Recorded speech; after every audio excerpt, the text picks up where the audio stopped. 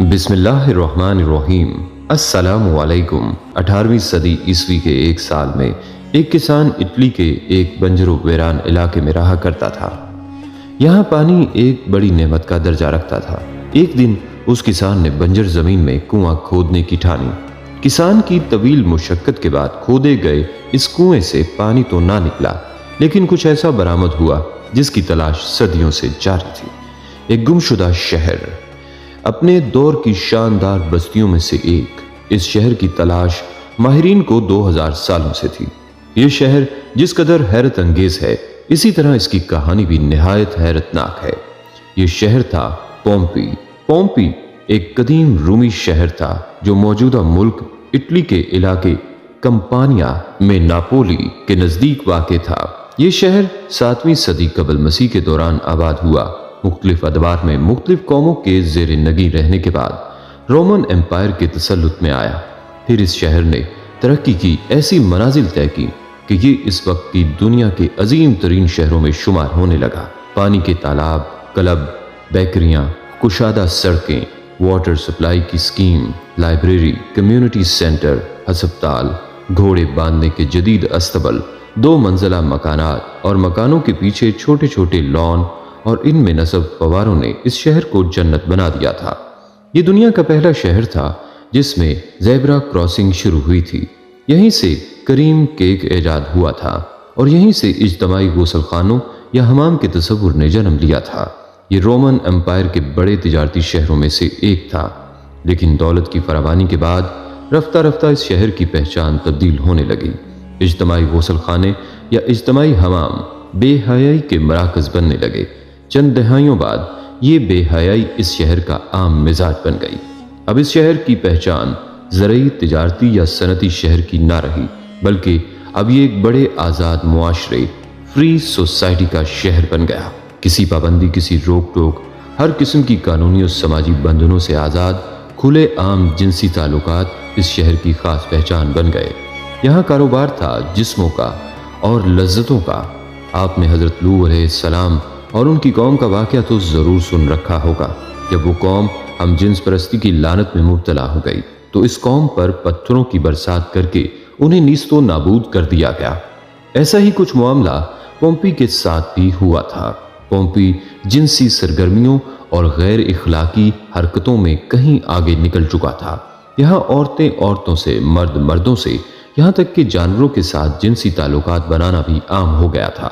جسم فروشی اس شہر کا بنیادی پیشہ اور معیشت کا اہم ستون بن چکا تھا۔ صرف عورتیں ہی نہیں بلکہ کئی تندرست مرد بھی اس کام میں پیش تھے۔ غلاموں کے ساتھ ساتھ عام شہریوں کی ایک بڑی تعداد اس پیشے سے وابستہ تھی۔ عوام کے ساتھ ساتھ شہر کی اشرافیہ یعنی اس کے امراء، افسران اور اکثر وزراء یا تو اپنے اپنے کعبہ خانے کے مالک تھے یا پھر جسم فروش غلاموں کی تجارت میں ملوث۔ جو جسم فروشی اور گناہوں کی اس لعنت میں زیادہ مبتلا ہوتا، پومپی شہر میں وہ اتنی ہی زیادہ اہمیت کا حقدار تھا۔ بڑے بڑے رومن افسروں کی بیگمات آزادانہ تعلقات کی اس لعنت میں پڑی ہوئی تھیں۔ اس پر شرم تو درکنار، الٹا فخر کیا جاتا۔ اس شہر کے کھنڈرات سے ملنے والی تصاویر اس قدر بےہودہ اور فحش ہیں کہ لوگ انہیں دیکھ کر اپنے کانوں کو ہاتھ لگا لیتے ہیں۔ پومپی کی دیواروں پر لکھی غیر اخلاقی و غیر فطری شاعری کی مثال ماضی و مستقبل کہیں نہیں ملتی۔ ماہرین کی ترجمہ کی گئی عبارتوں کے مطابق دیواروں پر کندہ تحریریں دراصل اس قوم کے چند شاعروں کی شاعری ہے جو انہوں نے فطرت کے اصولوں کے خلاف عمل کے حق میں کی تھی۔ دیواروں پر تحریر دیگر فکرے بھی انتہائی شرمناک اور انسانیت سوز تھے، جن سے پومپی کے باسیوں کی اخلاقی گراوٹ اور جنسی رجحان کی منفیت کا اندازہ ہوتا ہے۔ غرض یہ آزاد جنسی تعلقات کے ساتھ ساتھ مردوں اور عورتوں کے ہم جنس پرستی کی بدفعلیوں میں حیوانیت کی حدوں سے بھی گزر چکے تھے۔ ایک آتش فشاں پہاڑ یعنی ماؤنٹ وسووس کے دہانے پر واقع ہونے کے باوجود یہ شہر ہر قسم کے خطروں سے بے نیاز اپنی رنگرلیوں میں مصروف تھا۔ 79 عیسوی میں اس قصبے کے قریب واقع وسوس کا آتش فشاں پہاڑ سے لاوا پھوٹ پڑا۔ یہ آتش فشاں اس قدر شدت سے پھٹا کہ آسمان میں دور دور تک اس کی راکھ اور پتھر اڑنے لگے۔ کچھ ہی دیر میں لاکھوں ٹنوں وزنی دہکتی راکھ پومپی شہر پر آ گری۔ पोम्पी शहर के 20,000 अफराद मौका पर हलाक हो गए। 3 दिन तक ये आतिश फिशां आग और लावा उगलता रहा और इस शहर को सफाई हस्ती से मिटा दिया। इस दौर का इंतहाई तरक्की याफ्ता ये शहर 4 से 6 मीटर 13 से 20 फीट राख के नीचे दफन हो गया। लावे के ठंडा होने के बाद इस मुकाम की तलाश तक नामुमकिन हो गई कि जहां ये शहर आबाद था। कई सदियों तक ये इलाका सिर्फ और सिर्फ राख का एक ढेर था।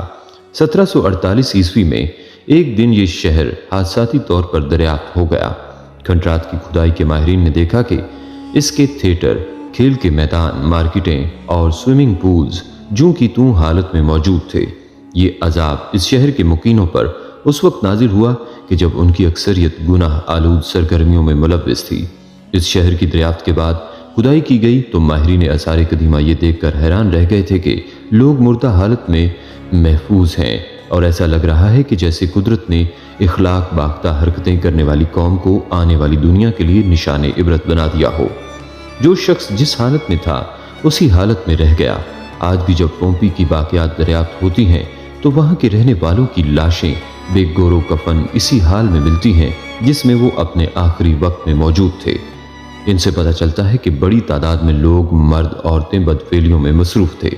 कई घरों में रोज़मर्रा मामूलात ज़िंदगी के आसार भी मिलते हैं जो जूं के तूं ऐसे ही रुके हैं जैसे किसी ने अचानक उन्हें साकत कर दिया हो। इस शहर का ज़्यादातर हिस्सा दरियाफ्त कर लिया गया है। खुदाई अभी जारी है। पोम्पी की पुख्ता सड़क पर चलते हुए हर घर में मौजूद किचन, बागात और चश्मों को बआसानी देखा जा सकता है। इस शहर में साफ पानी की फराहमी और नकासी आब से लेकर जिंदगी की हर आसाइश मौजूद थी। यहाँ के लोगों का शुमार इस खित्ते के अमीर तरीन लोगों में हुआ करता, लेकिन अफसोस कि इन नाकदरों ने अपने परवरदिगार की नेमतों का इंतहाई गलत इस्तेमाल किया और आइंदा आने वाली कौमों के लिए हमेशा हमेशा के लिए निशाने इबरत में तब्दील हो गए। इसी तरह नाजरीन, तारीख के मुताले से हमें यह भी पता चलता है कि उर्दन, शाम और इसराइल के दरमियान एक इलाका है जो इंतहाई जरखेज और मुतमद्दन था। इस इलाके में सदूम के नाम से एक मशहूर शहर आबाद था जिसकी बस्तियां निहायत सरसब्ज़ो शादाब थीं और वहाँ तरह तरह के अनाज, जौ, फल और मेवे भी बकसरत पैदा होते थे। शहर की खुशहाली की वजह से अक्सर लोग मेहमान बनकर इन आबादियों में आ जाया करते थे और शहर के लोगों को उनकी मेहमान नवाजी का बार उठाना पड़ता था।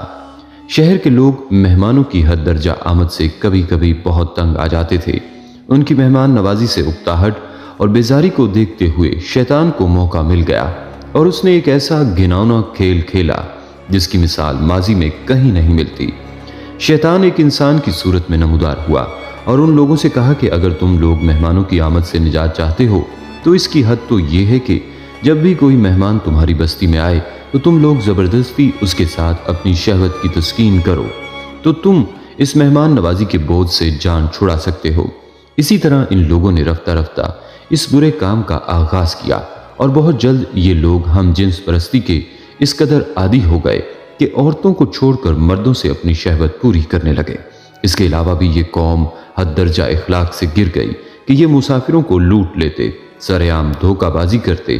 गर्ज ये कि सब बुराइयां इस कौम में पाई जाने लगीं और उनमें सबसे घटिया काम हम जिन्स परस्ती था जिसमें ये कौम मुब्तला थी। कोई भी महफिल इस काम के बगैर अधूरी समझी जाती थी।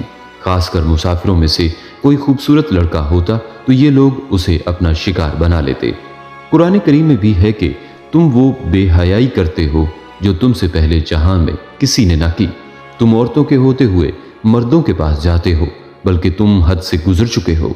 हजरत लूत अलैहिस्सलाम की ये इस्लाही बातें सुनकर उनकी कौम ने इंतहाई बेबाकी और बेहयाई के साथ जो कुछ कहा वो भी कुरान करीम की सूरत अल हुजरात में मज़कूर है कि उसकी कौम का कुछ जवाब न था मगर यही कहना था कि उनको अपनी बस्ती से निकाल दो।